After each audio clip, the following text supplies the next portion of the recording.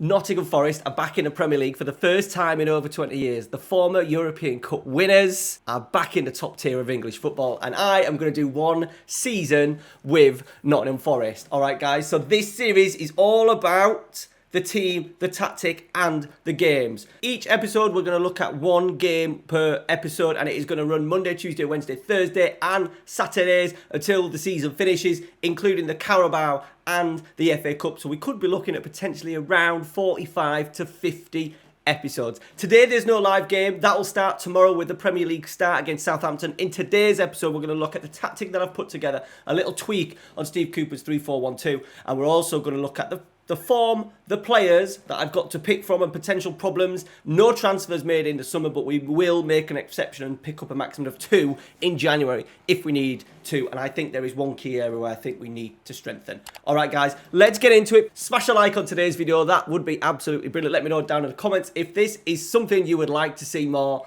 on the channel. And also, I would like your predictions. I have done 3 simulations with Forest. Each one we finished 20th. So I'm a little bit worried it's going to be a tough season ahead. So let me know where we're going to finish. Maybe check out the tactic first and let me know where we're going to finish. All right, let's dive in. Let's see how we've got on and let's meet my Nottingham Forest squad. All right, guys, so here we are. Here is the pre-season. We've actually done okay in bits. The goals we've conceded, there's been a lot that have been sort of like 25, 30-yard screamers. So I'm quite happy with how the tactic has looked attacking-wise over pre-season. The tactic is as follows. It is a work on Steve Cooper's 3-4-1-2. We've just changed a few things. He would probably go with a little bit of a lower line because it's heavily based on transitions. However, we want to suit the FM match engine, so we've changed that to start with. So we've gone with a more of a higher line, positive mentality. We're going to go slightly more direct passing. We're going to hit the 2 front boys early, try and get a knockdown from a 1-year and maybe even the centre forward, depending on who it is, the advanced forward. We've obviously got Lingard running in behind as well. Be more disciplined. We want to concede the least amount of goals as possible. I don't think it's quite necessary to be more expressive on. We're going to try and be, pretty rigid. We're looking the wing-backs to get round when they can. Can they cross the ball early to the 2 front boys? We're going to try and obviously counter-attack as best we can. Higher tempo. In transition, take short kicks out to the centre-halves. We're not counter-pressing, but we are countering. Distribute to centre-backs. We're going to slow the pace down as well, just so we can get our shape, get our 3 in central defence. So we could maybe play out from the back a little bit, I think. I think it's going to be quite helpful.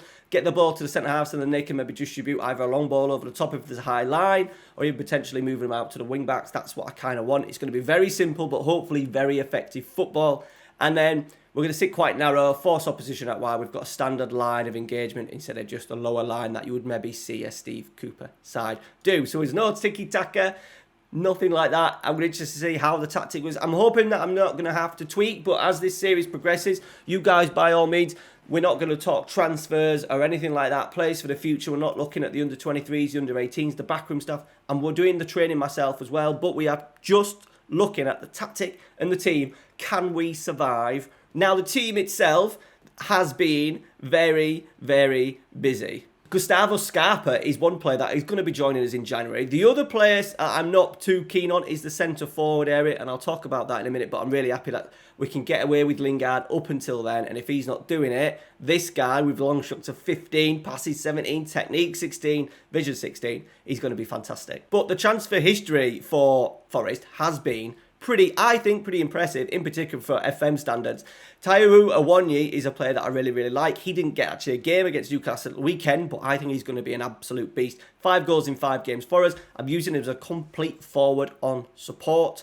And then one of the guys, I haven't noticed, didn't know who this guy was until Forest signed him, and thinking, geez, how is he not being picked up more by me in any of my saves that I've done on FM?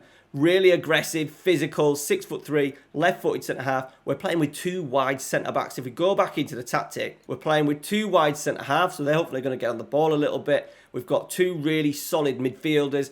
In particular, Mangala is someone that we're going to use a little bit more than probably is going to be our first choice central midfielder. We've got other central midfielders in there. The squad is actually, I think, very well put together. Any Forest fans watching, be interested to see your thoughts. I think people are a little bit nervous of how it's going to mould, but in terms of FM, we know that it's quite easy to put a team together and do these sort of rebuilds.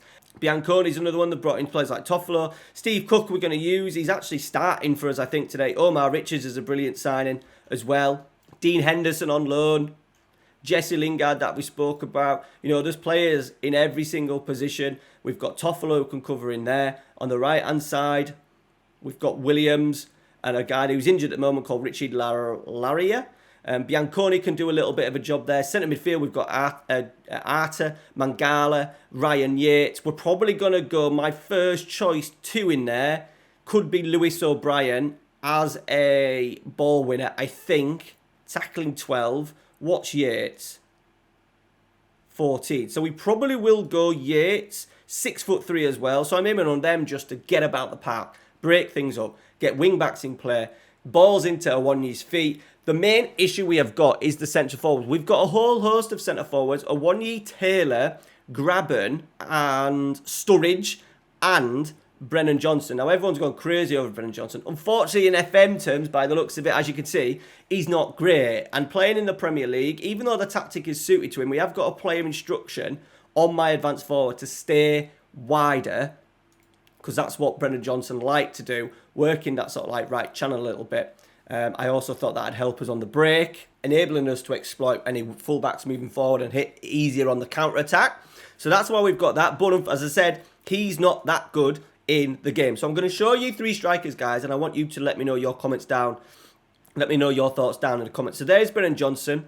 We're going to probably, first game of the season, you know, we're going to probably go with Lyle Taylor. And I think in real life terms, he would probably be 5th choice at the moment. Highly likely he'll probably get a loan deal somewhere else. But he's got pace of 15, finishing okay, work rate okay, you know, determination 15. There's a lot of things in there that I like. Acceleration, not bad. Winds up opponents, likes to beat the offside trap, gets the crowd going. We need a little bit of that this season. So there is Lyle Taylor. The other option is Lewis Graben. Very much similar, I think, to Taylor, but not as fast. Doesn't work as hard, so I don't think he's an option. The other option is Sam Sturridge as well, who's a nice one, but I'm looking at him as being a backup to Awoniyi. And as I said, Brennan Johnson, we did give Brennan Johnson a little bit of a go in pre-season, and he didn't, even though he got a couple of assists, he didn't actually score. Whereas Lyle Taylor has come in and actually done okay, 3 and 4, scored 2 goals in the win over Girona that we've just had.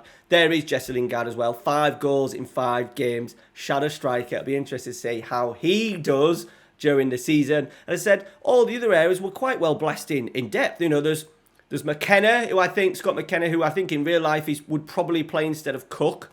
We've got a nice balance. We've just got wide centre-backs on defence. I do want them to get involved with play a little bit, but I don't want them to get too carried away, so we've just got them on defend. We may alter these roles, maybe have one as an attack and one as a defend. We may alter these roles as the season develops, but the backup is actually pretty good. We've got players like Bianconi that they've brought in. He's adequate, more of a wing-back, but will definitely do us a job as a right centre-half. The squad actually is pretty big. Is really big, and I think obviously we're not doing any transfers now. I've taken the make transfers option off, so no one can make transfers. But I think in January, if we get a little bit of money, I am kind of thinking that we can do a deal for another centre forward. That's my thought. Maybe a loan deal or something, but we'll see how Lyle Taylor gets on over the first half of the season. My main money is on Awoniyi to really be the guy to set the standard. Balls in the box. He's made some superb strikes, some superb finishes as well in pre-season. He looks handy. He links with play pretty well. And I think if he's dropping into these areas, it gives then Jesse the opportunity to exploit a deep run. Alright guys, that is it for today. Tomorrow's episode is going to be the opening game of the season against Southampton. Videos are going to be around 10 minutes, no more. So a nice little update not every single day, as I said. Videos will be Monday, Tuesday, Wednesday, Thursday and Saturday mornings, 6:45 weekdays, and then Saturday mornings around 10 AM. Alright guys, I hope you've enjoyed it. Make sure you smash a like on today's video. As I said, there is the tactic. We'll make tweaks as we go, but I think there could be a lot of work to do. Can we survive? Let me know your thoughts down in the comments, and we'll see you tomorrow 6:45 at home to Southampton. We've got a nice easy-ish start to the season, so fingers crossed we can get some points on the board early doors. Alright guys, thanks for watching. Take care. See you later.